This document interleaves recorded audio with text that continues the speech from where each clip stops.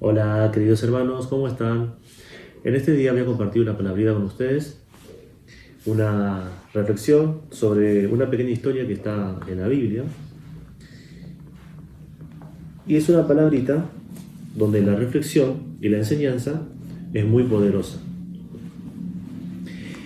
Estoy reflexionando en este día sobre esta palabra que se encuentra en el libro Primera de Samuel, capítulo 16, versículos desde el 17 hasta el 23. Dice así: Y Saúl respondió a sus criados: Buscadme, pues, ahora alguno que toque bien, y traédmelo. Entonces uno de los criados respondió diciendo: He aquí, yo he visto a un hijo de Isaí de Belén, que sabe tocar, y es valiente y vigoroso, y hombre de guerra, prudente en sus palabras, y hermoso, y Jehová está con él. Y Saúl envió mensaje a Isaí, diciendo: Envíame a David tu hijo, que está con las ovejas. Y tomó Isaí un asno cargado de pan, vasija de vino y un cabrito, y lo envió a Saúl por medio de David su hijo. Y viniendo David a Saúl, estuvo delante de él, y él le amó mucho, y le hizo su paje de armas.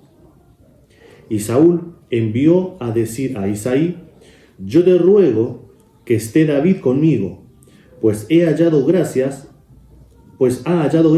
en mis ojos. Y cuando el espíritu malo por parte de Dios venía sobre Saúl, David tomaba el arpa y tocaba con sus manos, y Saúl tenía alivio, y estaba mejor, y el espíritu malo se apartaba de él. Para poner un poquito en contexto de esta historia, dice que Saúl venía haciendo las cosas mal, venía de pecado en pecado. Entonces dice en el versículo 14: el espíritu de Jehová se apartó de Saúl, y le atormentaba un espíritu malo de parte de Jehová. Es decir, Saúl empezó a hacer lo malo,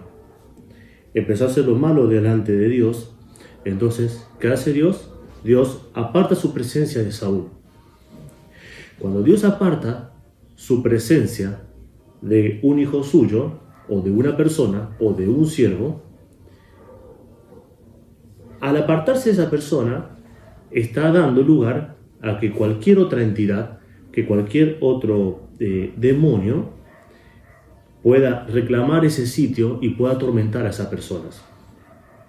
Entonces, Dios aparta de Saúl y envía a unos espíritus malos que lo atormenten a él, para que Saúl entienda que solamente con Dios podía lograr las cosas, y que solamente a Dios tenía que servirle, que solamente Dios era el que le cuidaba y le protegía. Cosa que Saúl en ese momento no estaba entendiendo. Entonces dice que Saúl empieza a ser atormentado por unos espíritus malos. No dice qué tipo de espíritus eran. Yo particularmente me gusta imaginarme la historia que aparece en la Biblia, y me imagino, ¿no?, yo que quizás habrá sido un espíritu, no sé, por darte un ejemplo, de epilepsia, ponele. Entonces, cada tanto le agarraba esa epilepsia, empezaba a temblar todo el cuerpo y quedaba ahí tembleque, todo tirado en el piso. Entonces, esa es la forma que tenía para atormentar a ese espíritu malo. Es una de las opciones, porque no especifica en la Biblia qué espíritu malo era. Puede ser un espíritu de depresión, puede ser un espíritu de suicidio, puede ser un espíritu de esto, un espíritu de lo otro, puede ser diferentes tipos de espíritus. No especifica cuáles, solamente dice que era un espíritu malo que lo atormentaba. Incluso puede ser algún espíritu que lo atormentan en sueños, que de eso hay muchísimos. Hay muchísimos espíritus que mientras uno está durmiendo se acercan a uno y la atormenta con pesadillas, por ejemplo. No vamos a entrar mucho en detalle del mundo demoniológico, como quien diría, pero vamos a tener claro esta idea. Era un espíritu malo. Punto. Nos quedamos con eso, que es lo que dice textual la Biblia. Que lo que dice: el espíritu de Jehová se apartó de Saúl, y le atormentaba un espíritu malo de parte de Dios. Entonces, como Saúl estaba siendo atormentado, los criados, los servidores de Saúl, vienen a él y le dicen que estaba siendo atormentado por un espíritu malo que le envió Dios. Y le decían, te rogamos que nos digas a nosotros, que vayamos y te busquemos a alguien que toque alabanza a Dios para que ese espíritu malo se aleje. Entonces Saúl, un poco incrédulo, pero por otro lado, no tenía opción, porque estaba siendo atormentado, dice, bueno, está bien, búsquenme a alguien que toque para que este espíritu se aparte de mí. Entonces uno de los criados recordó que en algún momento él había visto a David que tocaba el arpa, que tocaba muy bien, y vio que el favor de Dios estaba con David. Entonces se acordó de eso y le dice, che, ¿sabés que en aquel lugar hay uno que es ungido de Dios, que es un siervo de Dios, que sabe tocar? Es hermoso, es misericordioso, es sabio para hablar, no es que anda hablando pavadas, sino que es sabio en lo que habla, y lo más importante es que Dios está con él. Entonces Saúl, un poco incrédulo, dice, bueno, está bien, mándemelo a llamar, dígale a Isaí, que era el papá de David, dígale que me lo mande para acá. Así de una manera autoritaria. Entonces le manda un mensaje al papá de David y le dice, che, mandame a tu hijo el David ese, el que está con las ovejitas. Yo me imagino, ¿no?, que de esa forma despectiva, porque literalmente dice acá, Saúl envió mensaje a Isaí diciendo, envíame a David tu hijo, el que está con las ovejas. Yo me imagino que lo dijo como una manera despectiva, como minimizando la autoridad y el poder y el favor que tenía David por parte de Dios. Claro, por no tener conocimiento, por tener una falta de conocimiento acerca de quién era David, del favor divino que tenía David. Entonces le dice, mandame a tu hijo ese, el David, tu hijo, ese que anda con las ovejitas por ahí dando vueltas, dándole pastar a las ovejas. Mándamelo para que me toque el arpa, para que me toque la arpita. Entonces, claro, era rey, Isaí no se podía negar, bueno, le mandó a su hijo con las ofrendas que dice acá que mandó vino, que mandó pan, que mandó animales, que esto y lo otro, bueno. Una vez que llega David ante la presencia del rey, ahí el rey entendió lo que había en David, que en David había algo diferente. No era una persona común, no era simplemente un pastorcito, un chacrero, una persona de campito que andaba ahí jugando con los animalitos o arando la tierra o haciendo crecer la huertita. No, se dio cuenta que era mucho más que eso. Se dio cuenta que realmente era una persona diferente y que tenía esa autoridad divina, esa autoridad por parte de Dios. Entonces, ¿qué pasa? Cuando fue atormentado nuevamente por espíritus malos, David tocó el arpa y dice que el espíritu malo se alejó de Saúl. Como dice acá. Y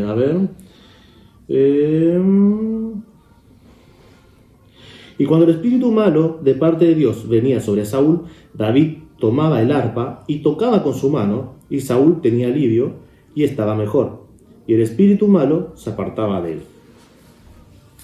Entonces, ¿qué pasa? Saúl primeramente había mandado una carta al papá de David diciéndole, envíame, le dio una orden. No le preguntó diciendo, che, ¿será que me puedes enviar a tu hijo 1 o 2 días para que me toque el arpa y yo me pueda aliviar de los dolores, del tormento que estoy sufriendo por parte de los espíritus, zaraza? No, directamente le dio una orden. Le dice, che, loco, mándame a tu hijo ese que anda con las ovejitas por ahí. De una manera autoritaria, despectiva, minimalista. Entonces, bueno, el papá obedece, y cuando el rey Saúl ve que David realmente es un ungido de Dios, que Dios realmente estaba con David, entonces ahí empezó a entender el principio divino de la autoridad, el poder, la gracia y la presencia que tiene un ungido, un escogido un hijo de Dios. Entonces, como vio que su autoridad no se comparaba con la autoridad de que estaba sobre David, o sea, Dios, obviamente, entonces cambió completamente su perspectiva y su accionar. Volvió a mandar una carta al papá de David, pero esta vez no le dice envíame a tu hijo o tu hijo se va a quedar acá conmigo porque yo soy rey y yo mando. No.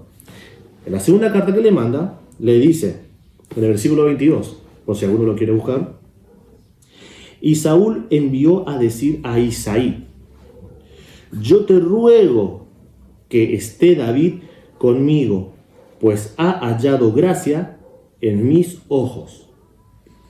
O sea, la primera vez, sin conocerlo, juzgándolo, haciendo prejuicio, le manda una orden de tráemelo para acá. Es una orden, mándamelo para acá, yo te mando. Y la segunda vez, cuando reconoce la autoridad de Dios que estaba sobre David, le dice, yo te ruego. Ahí le ruega. Cambió completamente el accionar. Cambió de ser autoritario a rogarle al papá de David que lo deje unos días con él. Teniendo en cuenta esta historia, esto es exactamente lo mismo que pasa con nosotros los hijos de Dios. Y acá también está la importancia del testimonio de uno, ¿no? ¿Por qué? Porque el criado de Saúl se acordó que en algún momento él le había visto a David tocar y que se sentía la presencia de Dios cuando él tocaba y que el fuego de Dios descendía de los cielos y que tocaba los corazones y que se sentía la presencia y el mover espiritual de Dios cuando él tocaba, porque Dios estaba con él, porque él era un ungido de Dios y él caminaba conforme a la voluntad de Dios. Entonces, lo mismo pasa con nosotros. Hay mucha gente, mejor dicho, todas las personas, a los hijos de Dios constantemente lo están observando. No dice nada, pero están todo el tiempo observando a la gente, a los hijos de Dios. Y hay de aquel que en algún momento le encuentren tropezando o haciendo algo que va en contra de las Escrituras, porque empieza la habladuría, empiezan a juzgar, como ellos no tienen conocimiento de lo que es la gracia de Dios, entonces ellos empiezan a jugar y diciendo, mira, este se va a la iglesia y sin embargo lo vi el otro día tomándose una cervecita. Mira, el cristiano este se toma una cerveza, borracho. ¿Entienden? O por ahí, qué sé yo, no sé. El cumpleaños de algún familiar tuyo, ¿no? Y vos te vas a compartir con un familiar, supongamos, ¿no? El cumpleaños de tu mamá. Y se juntan tus hermanos, tus primos, tus sobrinos. Y no todo el mundo es cristiano en la familia. O sea, no es común que en una familia todos sean cristianos. Obviamente va a haber alguna persona que no conozca de Dios y qué sé yo, no sé, se ponga a fumar un cigarrillo, sin discriminar obviamente a la persona que fuma cigarrillo, porque yo fui una de esas personas, gracias a Dios pude dejarlo. O por ejemplo, qué sé yo, empiezan a poner un cumbiantón o un reggaetón para perrear, o se ponen a tomar, a emborracharse, y justo, ¡chup!, una fotito, suben Instagram, suben a Facebook, estado de WhatsApp, y empieza la gente, mira el cristiano, no, mira el cristiano, mira cómo está de joda, mira, pero el domingo en la iglesia él es un santo, pero sin embargo, mira, está fumando, está tomando, está de joda.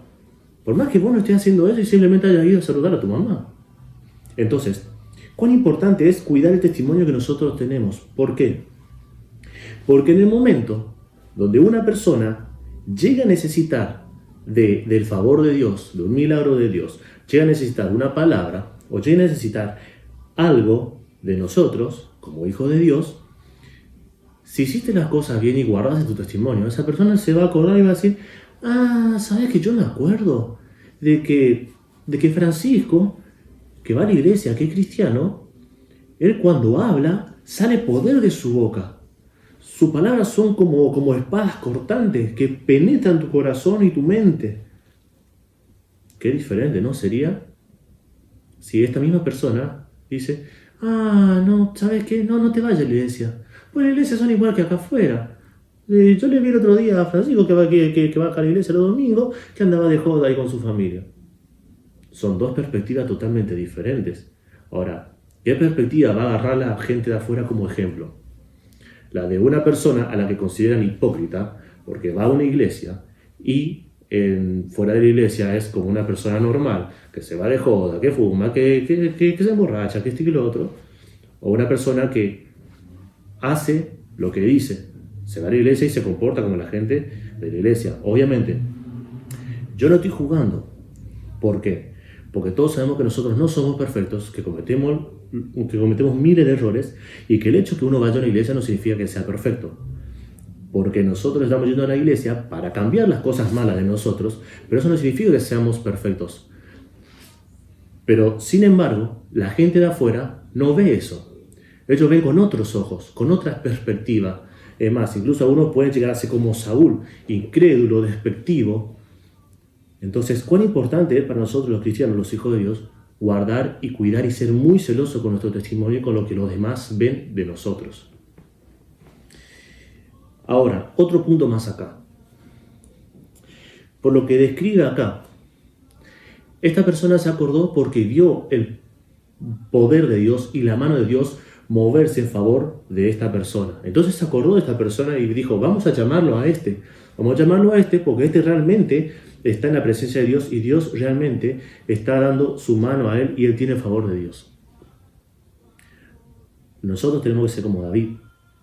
Nosotros tenemos que caminar conforme a la voluntad de Dios, conforme a su palabra, alimentarnos de él y llenarnos de su poder, de su autoridad, de su gracia, de su presencia, para que cuando tengamos que ir a combatir contra un espíritu malo que le está atormentando a una persona, tengamos completa autoridad de echarlo fuera. ¿Entienden? Por ejemplo, voy a contar algo que me pasó hace un tiempo atrás. Hace un par de años atrás, ¿no? Hace un tiempo atrás yo era líder de jóvenes en una iglesia. ¿Qué pasa? Yo hacía muchos trabajos para Dios y yo consideraba en ese momento, a mi forma de ver y a mi entender en esa época, que yo estaba bajo la voluntad de Dios. Ojo, no es que yo hacía algo malo, que salía, qué sé yo, a emborracharme, salía de joda, por ahí, simplemente que por ahí oraba por orar, o por ahí leía la Biblia para compartir alguna palabra y nada más, o por ahí de vez en cuando me acordaba, ayunaba por una o por otra razón, pero no es que yo buscaba fervientemente de Dios. En el barrio donde yo crecí, había una chica que estaba en malos caminos y llegó un momento donde esta chica estaba, había tenido una joda, había salido a bailar, había salido de joda, y esta chica consumía droga. Entonces, ¿qué pasó? Pasaron varios días que no fue para la casa, y cuando vuelve a la casa, volvió, como decían los padres, volvió como endemoniada. Entonces, yo vivía a media cuadra de su casa, y me mandan a llamar a mí, porque se acordaron de que el chico se va a la iglesia, trabaja para el reino de Dios, organiza eventos, danzan en las plazas, predica la palabra, hace evangelismo. Entonces seguramente esta persona tiene el poder y el favor de Dios. Entonces me llaman a mí para que ore por la chica, para que sea liberada de su espíritu que le estaban atormentando, ¿no? Entonces yo digo, gloria a Dios, me voy a la casa de la chica, me siento al lado de la cama y empiezo a orar. Señor, te pido por favor, en el nombre de Jesús, de que la liberes a esta chica, que esto y lo otro. Y empiezo a orar de una manera como pidiéndole a Dios como si fuera un rezo y no una oración, o como si fuera una conversación más. Acto seguido, 5 minutos después de que yo estaba orando y que la chica seguía así toda descompuesta, por decirlo así, llega otra señora que vivía en la cuadra siguiente a la mía, que iba a una iglesia diferente, o sea, iba a otra iglesia, también iglesia cristiana, pero a otra denominación. Llega la señora, entra, mira así, me mira a mí, le mira a la chica, le mira a los padres, no se sienta, la agarra a esta chica de la mano y le dice, en el nombre de Jesús, abandona este cuerpo, en el nombre de Jesús, abandona este cuerpo. Y la chica empezó a temblar. Empezó a temblar, se sacudía, y hasta yo me empecé a sorprender porque yo decía, Dios mío, mirá la autoridad que tiene esta mujer, mirá la autoridad que tiene esta señora. Yo me la pasé 5 minutos orando, no sucedió nada, no hubo ningún mover espiritual, pero viene esta señora, entró, le tomó la mano, le dijo en el nombre de Jesús, abandona este cuerpo, y se empezó a manifestar. Y eso me quedó grabado y me hizo reflexionar sobre qué tanto estaba yo en la voluntad de Dios y qué tanto estaba yo lleno de la autoridad de Dios. ¿A qué voy con esta historia, con este testimonio? Que en ese momento entendí cuán importante es no solamente el testimonio que uno guarda delante de las personas, sino también que cuán importante es la relación real que uno tenga con Dios.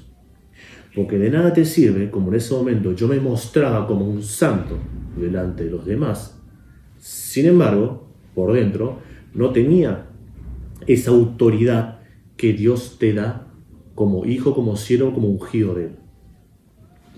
En cambio, esta señora no iba a los eventos, simplemente servía como ujier en una iglesia, sin embargo tenía mucho más autoridad que yo en el mundo espiritual.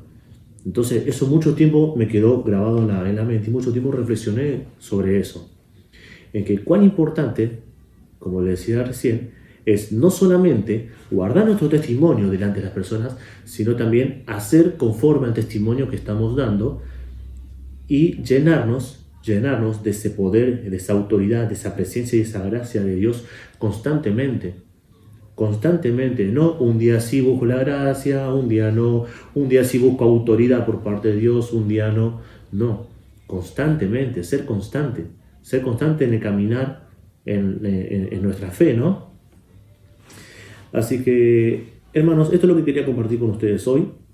Les dejo para que reflexionen de cuán importante es guardar nuestros testimonios como hijo de Dios para que el día donde alguna persona tenga una necesidad, se acuerde de que nosotros tenemos el favor de Dios, no solamente por lo que vieron o por lo que oyeron, sino porque realmente en ese momento tenemos que estar preparados y tenemos que tener el poder y la autoridad de Dios para que conforme a nuestro testimonio, que lo hayan llamado, bajo alguna solicitud, podamos dar buen testimonio de Dios con nuestro accionar cuando tengamos que orar por algún milagro, por alguna sanación, por alguna unión en una separación de pareja, supongamos, o no sé, en algún momento cuando una persona pasa por depresión, por alguna dificultad económica, que perdió el trabajo, que le abandonaron los hijos, miles de situaciones en las que nos pueden llegar a llamar a nosotros, sabiendo que nosotros somos hijos de Dios y que podemos ayudarle, porque saben que si nosotros oramos a Dios, Dios nos va a escuchar, y como su mano poderosa está con nosotros, su presencia está con nosotros, entonces nosotros tenemos la autoridad para reclamar las promesas de parte de Dios y para pedirle a Dios que haga un milagro en esa persona, en esa familia, en ese matrimonio, en ese trabajo, en esa economía, en lo que sea. Así que hasta acá lo que quería compartir con ustedes. Espero que les sea de gran ayuda y gran bendición estas palabras, y nos veremos en un próximo video. Les mando un abrazo grande, muchas bendiciones, que Dios los bendiga y nos vemos la próxima. Adiós.